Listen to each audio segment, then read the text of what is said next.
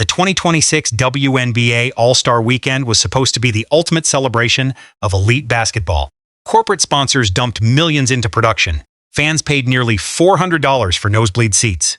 Broadcast networks hyped it for months. Then the opening tip went up and the entire illusion shattered. Players jogged through plays like it was a vacation walkthrough. Wide open layups clanked off the rim. No defense, no effort, no respect for the fans who emptied their savings accounts.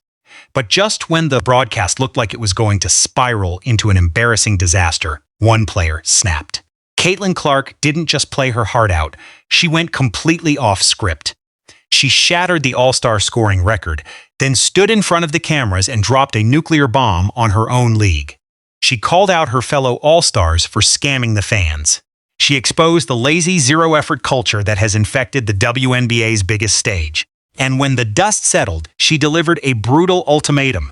Bring in real competitors like Sophie Cunningham immediately, or watch the face of women's basketball walk out the door forever. Really? Really? That's the effort we're getting. That's the effort y'all are going to give the fans. Fans that paid nearly $400 for a ticket. That's the embarrassing, piss-poor effort y'all are going to give them in an all-star game. The words echoed across social media within minutes of the opening tip. Fans who had emptied their savings accounts to be at the United Center were watching their favorite players jog through plays like it was a casual pickup game at the local gym. The broadcast networks that had hyped the event for months were scrambling to explain why the product on the court was so embarrassingly bad. The 2026 WNBA All-Star Weekend was sold to millions of basketball fans around the world as the absolute ultimate celebration of elite athletic competition. Corporate sponsors dumped over $10 million into high-end production. Broadcast networks hyped it up for months as a historic showcase. Dedicated supporters emptied their savings accounts to buy thousands of inflated tickets just to see their favorite athletes put on a show. But the moment the opening tip-off went up into the air, the glittering illusion shattered into a million pieces. What was promised as an epic showdown instantly exposed itself as a lazy, zero-effort, uninspired exhibition that felt more like a low-stakes vacation walkthrough than a premier sporting event. The fans in the arena were visibly disappointed. The television audiences were tuning out by the hundreds of thousands. Social media was flooded with angry comments calling the game unwatchable and a scam. Cancel the All-Star game at this rate. Name people All-Stars. Mail them an award and keep the regular season going, one frustrated fan posted. This is trash. This is straight-up trash. But just when the broadcast looked like it was going to spiral into an embarrassing disaster, one player refused to accept the mediocrity. Caitlin Clark didn't just play her heart out, she went completely off script. On the very first day of the All-Star festivities, Clark put on an absolute shooting clinic, shattering the All-Star scoring record in a single display of lethal precision. And then she stood in front of the cameras and dropped a nuclear bomb on her own league. The post-game press conference was supposed to be routine. A few questions about the game, some praise for the fans, and then everyone would go home. But Caitlin Clark had other plans. I think these fans, they pay a lot of money to get in the door. Let's not just walk around. We don't need to go 100%, but let's pick it up and have some fun for them. The words were measured, but carried the weight of someone who had been holding this in for a long time. Clark had watched her fellow All-Stars treat the game like a vacation, and she had finally had enough. The contrast in intensity was horrifying. While Clark was sprinting off screens, diving for loose balls, and treating the court like a playoff battleground, a massive chunk of the veteran roster was giving a pathetic 50% effort.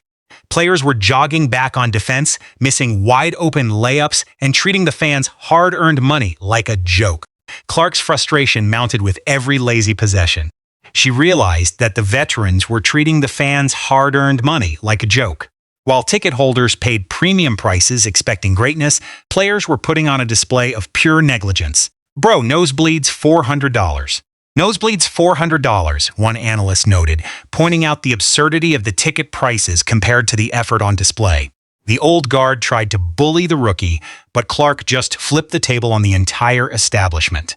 She proved that she won't let corporate PR hide poor effort, and she won't stand by while fans get ripped off. The era of silent compliance in the WNBA is officially over. To understand why Caitlin Clark reached her absolute breaking point, You have to look closely at what was happening on the hardwood during those first few possessions. While Clark was sprinting off screens, diving for loose balls, and treating the court like a playoff battleground, a massive chunk of the veteran roster was giving a pathetic 50% effort.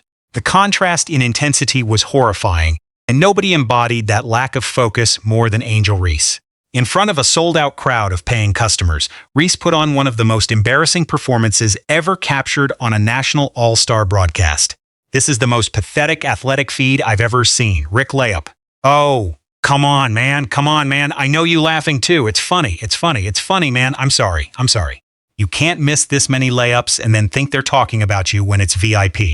The commentary was brutal but accurate. We are talking about wide-open, uncontested layups right under the rim, falling completely short. On back-to-back possessions, Reese caught clear passes in the paint with no defender anywhere near her, only to fumble the ball, motion, and blow the easiest points of the game. The crowd fell dead silent in utter disbelief. The commentators tried to laugh it off as casual all-star rust, but on the bench, Caitlin Clark was visibly fuming. The irony was impossible to ignore.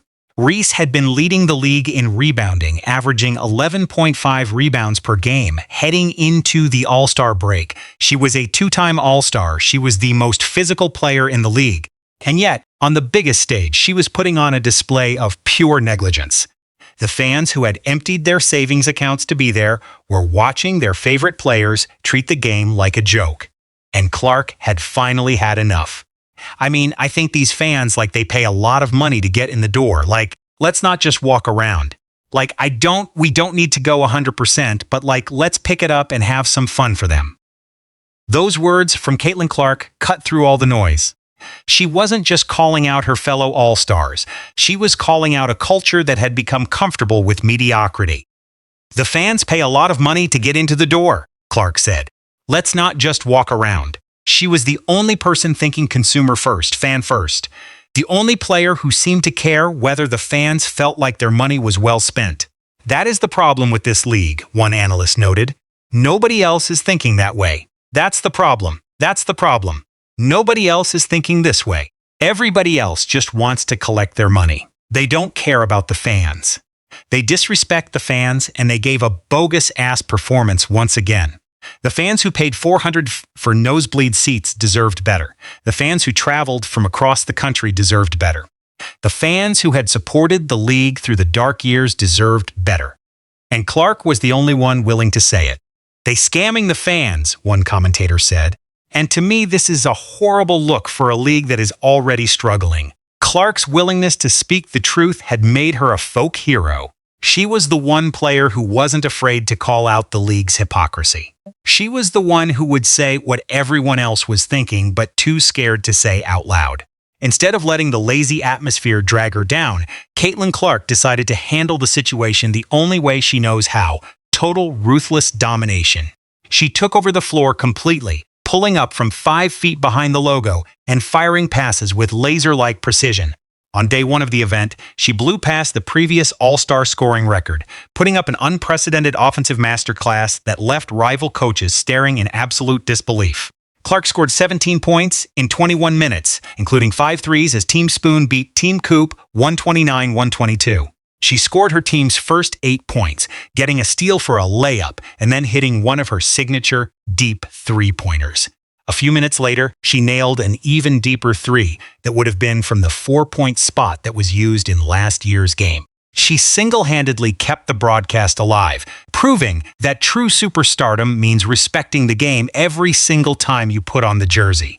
But her record-breaking night wasn't the headline. The real explosion happened the second the final horn sounded. Clark marched directly past the league PR handlers, bypassed the standard post-game photo ops, and took center stage at the press conference podium. She didn't hold back a single word. Clark explicitly called out the locker room culture, calling the performance a complete betrayal of the fans. She stated point-blank that players who miss point-blank layups due to a lack of effort and treat the All-Star game like a joke are actively scamming the public out of millions of dollars. The haters were paralyzed.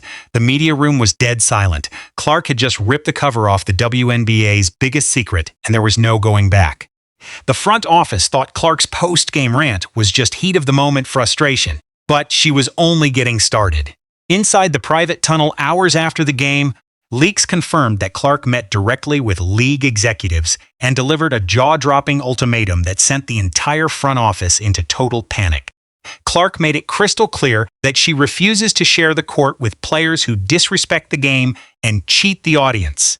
If the WNBA wanted her to continue participating in all-star events and drawing record-breaking viewership, they needed to bring in real competitors who play with passion, grit, and heart. And her number one demand: flying Phoenix Forcer Sophie Cunningham immediately. Clark pointed out that while gritty, hard-working players like Cunningham are routinely overlooked by corporate politics, they are the exact type of athletes who give everything they have on the floor. Cunningham doesn't jog back on defense, she doesn't blow easy plays out of laziness, and she never backs down from a fight. "I'm so happy Caitlin Clark did this," one commentator noted. "She's the only one over there that is thinking consumer first, and that is the problem with this league. They are not thinking about the fans at all." Clark laid down the ultimate boundary. Offense and defense. She was actually trying to get steals. She actually played somewhat hard. While other players were just jacking up shots, Clark was treating the game like it mattered. The WNBA executive suite is currently facing its worst nightmare. They know that without Caitlin Clark, their television ratings drop by over 70%, ticket sales plummet, and global sponsor interest completely evaporates. Clark holds all the leverage, and her fearless call-out of the league's lazy effort has backed Commissioner Cathy Engelbert into a corner. The era of silent compliance in the WNBA is officially over, and Clark's ultimatum has sent shockwaves all the way up to the commissioner's office. The old guard tried to bully the rookie, but Clark just flipped the table on the entire establishment. She proved that she won't let corporate PR hide poor effort, and she won't stand by while fans get ripped off. But Clark's criticism wasn't just about the All-Star game. It was about a culture that had become comfortable with mediocrity, a culture where players could collect their paychecks without caring about the product on the court, a culture where the fans were an afterthought. The numbers told the story. The average WNBA All-Star game get-in price before Caitlin Clark was just $30. In her rookie season, it jumped up to $118. The year she was injured, it went down to $71. In year 3, with Clark healthy and playing, get-in prices started at nearly $400. And what did the fans get for their money? A piss-poor effort. No defense. Nobody played defense. There was no effort. It was nothing. "I'm disgusted with the product that they gave the fans," one commentator said. Caitlin Clark is the only one over there that is thinking consumer first. And that is the problem with this league. They are not thinking about the fans at all. They're not thinking about these fans at all. And that is how you're going to lose them. The WNBA has a choice to make. They can keep treating their fans like an afterthought. They can keep letting players jog through all-star games like it's a vacation. They can keep ignoring the fact that the only player who seems to care about the product on the court is Caitlin Clark. Or they can do something different. They can bring in real competitors like Sophie Cunningham. They can hold players accountable for their effort. They can start treating the fans with the respect they deserve. Clark has made her position clear, and now the league has to decide if they're going to listen. The old guard tried to bully the rookie, but Clark just flipped the table on the entire establishment. She proved that she won't let corporate PR hide poor effort, and she won't stand by while fans get ripped off. The era of silent compliance in the WNBA is officially over. Clark's willingness to speak the truth has made her a folk hero. She's the one player who isn't afraid to call out the league's hypocrisy. She's the one who will say what everyone else is thinking but too scared to say out loud. The WNBA is now facing its worst nightmare. They know that without Caitlin Clark, their television ratings drop by over 70%, ticket sales plummet, and global sponsor interest completely evaporates. Clark holds all the leverage, and her fearless call-out of the league's lazy effort has backed Commissioner Cathy Engelbert into a corner. The question now is whether the league will finally learn from its mistakes. Will they bring in real competitors like Sophie Cunningham? Will they hold players accountable for their effort? Will they start treating the fans with the respect they deserve? Or will they continue to let players jog through all-star games like it's a vacation, ignoring the fact that the only player who seems to care about the product on the court is Caitlin Clark? The answer will determine the future of the WNBA.